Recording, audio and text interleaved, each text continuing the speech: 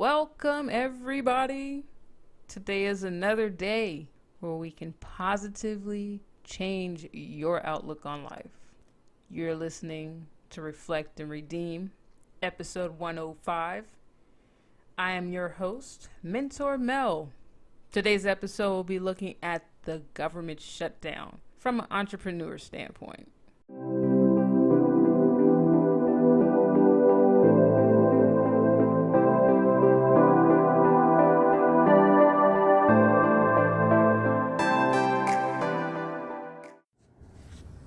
All right, y'all. Talk about something that's very prevalent and current. This is the shutdown that's been the longest in history. I don't know how many days it is, but there's no end in sight, basically. This has also made me kind of prepare because I feel as though with the way things are going right now in the economy, stock market tanking slowly, people out of work, all these, and people are living paycheck to paycheck. They're not able to pay all these bills that they have accrued monthly because you know what everyone thought was secure was their job. And I've always heard while looking for jobs after college, you want to work for the government. Getting a government job is a great job to get, is what I've always heard. So now that we're experiencing this shutdown, I'm like, well, how secure is it? Because obviously, these people have been out of work for like 2 weeks. 2 weeks of no pay. 2 weeks of no check to pay for rent, to pay for cars, to pay for food, to pay for living expenses, to pay for toiletries. None of that stuff. So it also made me see as well, back in the day, being an entrepreneur was like a risky thing to do. But now in the light of what's going on, how risky is being an entrepreneur really? Like, I just don't think people like to do the work that is involved behind being an entrepreneur. Being told you can't come to work, or some people are working for free. There may not be any back pay for this time period of being out of work. There are all these different parts to this moving object right now called the shutdown. Not being able to go to work is definitely hurting people that truly do work for the government. I'm not necessarily a fixer, but I'm an adapter. I like to adapt to different situations. All these signs of things that are slowly going down, I just feel like these are like the pre-signs of a recession, like a potential recession in the next couple years. Right now, the general public is very reactive to all these things that are happening. So there was a video or news report of this guy who had experienced like the latest hurricane, I think, that hit the East Coast. He had significant damage to his house, like water was standing up to his waist in the house, so they had to like gut that level of the house. And he's in the process of rebuilding all that stuff. Well, now, because he works for the government, he doesn't have any income coming in. So I will commend him for one thing that he said in his interview was, well, I'm not going to put all this on a credit card because that's just going to make the situation worse. You are absolutely correct. You are 1,000% correct. That's just going to make it 10 times worse. And I feel like what's going to happen with all these people, I feel like society has engraved in us to use the credit card. You got good credit. Use the credit card.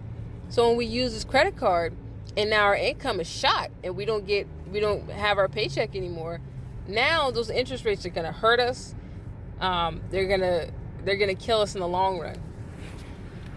But enough about the interest stuff. Being prepared for something like this, it really truly does tell you that no job is secure but the one you do for yourself. What do I mean by that? You need to find a job for you, absolutely love to do, that you will still accrue an income if you aren't doing anything. If you aren't doing anything and you're still able to make money, then you truly, it doesn't matter if you fell asleep and never woke up. You are still creating income. You are still generating that income from what you've put out there. My body's going to get old. It's inevitable. All of us. It's going to happen to everyone. I don't want to be the person that works until I can physically not move anymore. Like I want to be past that. I want to be in a spot where it doesn't matter if my body can move or not. I know I'm still able to pay for how I'm living right now without any issues, without any problems. I don't know if anyone's ever seen the post about like a millionaire, and the difference between a millionaire and a common day person is a millionaire has so many levels, different streams of income. They can get money from anything, whether it be stocks. Like, they basically have a portfolio of income. And that's what a lot of people, everyday people, don't have. Once they lose that job, that's it. They put all their eggs in that one basket. There's no getting out of it unless you have to go find another job. And who knows how long it'll be before you find another job. Sitting and waiting does absolutely nothing. Like, this is the time people should actually like do a wake-up call. Like, yes, it's not directly affecting me, but what happens if I actually lose my job? Or what happens if my company decides to get rid of all of its employees and close down? Like, don't think just because you have a 9-to-5 job you are secure. Don't think because you work for a certain sector of the government you are secure in your job. How people feel about being an entrepreneur, like how secure that is, the same could be said about any and every single job. You are, at least in an entrepreneur world, it's you. You know how much you value you. And you know you're not going to do something that's not in your best interest or your company's best interest. You know you will treat yourself the best. So when you work for somebody else and you complain about management, or you complain about the CEO, or you complain about how much benefits we're actually getting, those are things that should be like, hey, you know what? I could do better than this. I could actually provide more for myself based on the skills that I have. I think people as a whole are too ingrained on working for somebody. The world puts it out there that you are crazy for wanting to do something on your own. Like, oh, well, a lot of major companies nowadays, they all started small. Let's do Apple. Because Apple's so popular right now. But you know what? Apple started small. Apple started small and developed along the way. You may not be a technology genius, but the same could be said even about a famous baker like Cake Boss. He's ginormous now, but I guarantee you he didn't start out ginormous. So once people get the idea out of their mind that, you know, I have to have all this put together to make sure I can do this, no, you don't. You do not. So this shutdown at this very moment should tell everybody to start getting your ducks in a row, because I'm going to actually have to start my own stuff. Because I know for one thing, I won't shut down on myself. The government's going to fail you people. So you got to make sure you are not dependent on anybody, whether it be credit cards, whether it be borrowing money for somebody else, whether it be the government or working for someone else. Like, all those things, you shouldn't have to rely on anybody for your income. Your only thing that you should rely on is the product that you provide for your customers and your fan base. That's all that you should be focused on, and evolving that. So I was talking to a woman, and she had just graduated from college, and she wanted to go in kind of like the journalism field. And she realized after she graduated and looking for like what's current, like how things are done, she realized that journalism is like a dying field. Like, because everything's so electronic, like old school journalism is out basically. I mean, now they have different ways getting media out there to the general public. And she was like, well, I gotta learn how to do all these other things, to make sure I can keep up. And then she was like, you know what, I really do like baking. I said, well, why wouldn't you bake then? Well, I have to have a commercial kitchen. I said, you don't have to have a commercial kitchen. She's like, really? I was like, yes, because everything starts small. Like, depending on if you are like a local baker, those things, yes, you will have to have a commercialized kitchen, whatever. But when you are just starting out, you don't need to worry about the place of employment or place where this is all gonna be. The thing that you need to focus on is, do I like to bake? What do I like to bake? And she found a item that she thinks will do very well here in the States. So it's like, why not go for it? If it's doing so well somewhere else, people love to eat regardless. And people don't have time to bake. So she is filling two things for them. She is providing them something that they are going to want, as well as something people don't have time to do, because we're all out and about. We're all trying to work to get money. We're all trying to work to live. And with this, she is basically fulfilling two needs that people are going to want fulfilled.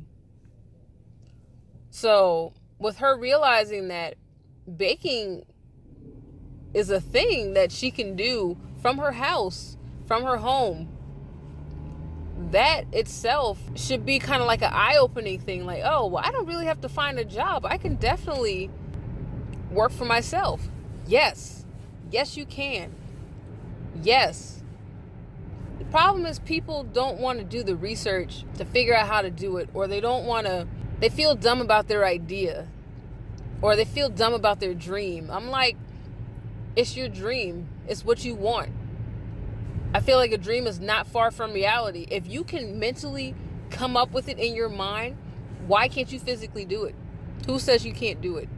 So with this shutdown, people need to open their eyes and see, you've got to create opportunities while you still are able to, because once everything starts crashing and businesses start going out and you don't have a job anymore because you got laid off, like all that stuff, when that stuff starts happening, what have you put in place as a contingency plan? Like, what have you put in place as a backup? What have you done? You had ample time. There are tons of signs out there that are telling us something major is going to happen. This is the balloon that's about to burst. And you need to make sure that you are ready and able to handle it. I like to think of it, this is going to be an economic sale. Especially if you're on the right side of having all your stuff together. Houses are going to be super cheap. If you want houses, cool. We're talking a third of what you probably normally pay for a house. These are things that really it's right there in plain sight. You gotta do something about it, people. This is gonna affect you. It's gonna affect everybody. But how much it affects you depends on how much work you do now while everything is consistent in your life. So once everything is consistent and one thing starts falling, oh, I got this backup plan. I've been doing this for months now. Now I just got to probably put more effort towards it to really get it to where it's got to go. So it all depends on you. As always, there's no other way but for you to realize what's going on and what are you going to do about it. If it's not an issue for you, you're not concerned about it, then you're not concerned about it. Just do not be upset when things go completely left, because it's coming.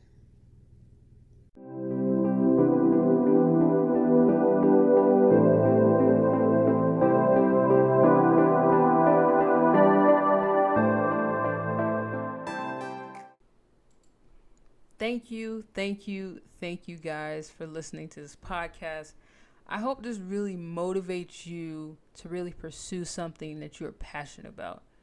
I hope you all realize that even a 9-to-5 job is not secure, especially if all you can control is yourself. If the place that you report to tells you to not come to work, what can you do? But one thing's for sure, if you do work for yourself, you know that you won't shut down on yourself. You will do everything in your power to keep things going and going beautifully. Don't be afraid to take the leap, for you are bound for success. You have to believe it. Remember, guys, success begins and ends with Y, O, and U. Thank you for listening. Until we meet again, this is Mentor Mel, aka Melanie McFadden, signing off.